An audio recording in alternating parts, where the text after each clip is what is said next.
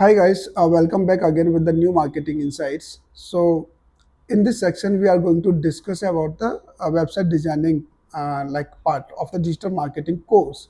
When you join digital marketing course, तो इस section में हम ये सीखने वाले हैं कि जो वेबसाइट डिजाइनिंग है, आप एज ए डिजिटल मार्केटर आप उस वेबसाइट डिजाइनिंग को कितना आप कवर करते हो। यानी कि कहने का मतलब ये है कि आप एज ए डिजिटल मार्केटर आप ज्वाइन कर रहे हो, लेकिन आप वेबसाइट डिजाइनिंग का भी पार्ट आप बनने जा रहे हो।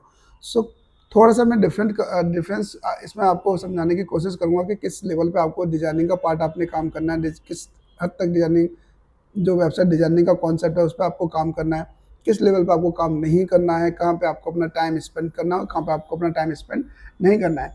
So basically in a brief, digital marketing एक अलग कॉन्सेप्ट है और जो वेबसाइट डिजाइनिंग का जो पार्ट है वो एक अलग अपना कॉन्सेप्ट है।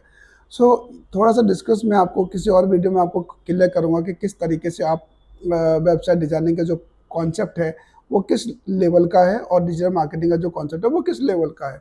बट यहाँ पे जो हम as a digital marketer, as a beginners, जब आप अपना कैरियर स्टार्ट कर रहे हैं डिजिटल मार्केटिंग में, तो यहाँ पे आपको क्या करना है कि जो अपना डिजिटल मार्केटिंग वाला जो पार्ट है आपका, यानी कि इस डिजिटल मार्केटिंग में जब आप कोई भी डिजिटल मार्केटिंग आप चूज करते हो, राइट, आप डिजिटल मार्केटिंग के जाते हो, दो पार्ट हमेशा बन जाते हैं। एक वेबसाइट डिजाइनिंग का पार्ट हमेशा आता है, ठीक है, और दूसरा पार्ट आता है आपका यहाँ पे डिजिटल मार्केटिंग का।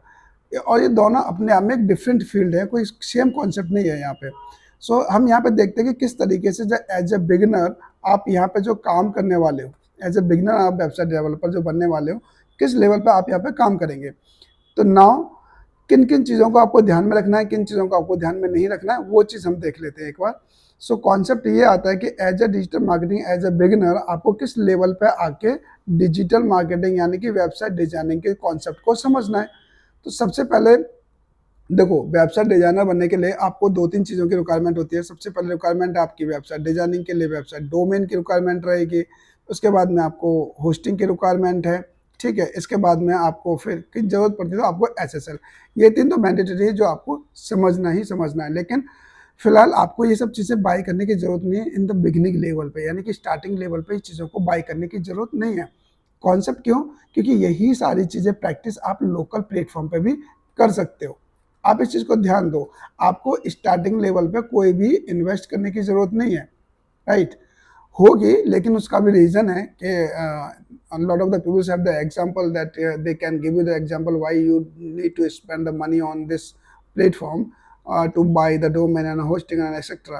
सो लेट्स सी कि आपको कहाँ पे सीखना। But in the beginning level पे आप इस चीज़ को अभी फिलहाल ध्यान में रखो।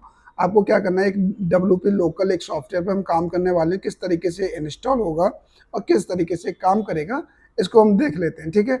सो चलते हैं कि सॉफ्टवेयर पर डाउनलोड करते हैं और डाउनलोड करने के बाद हम देखते हैं कि किस तरीके से काम करने वाला है।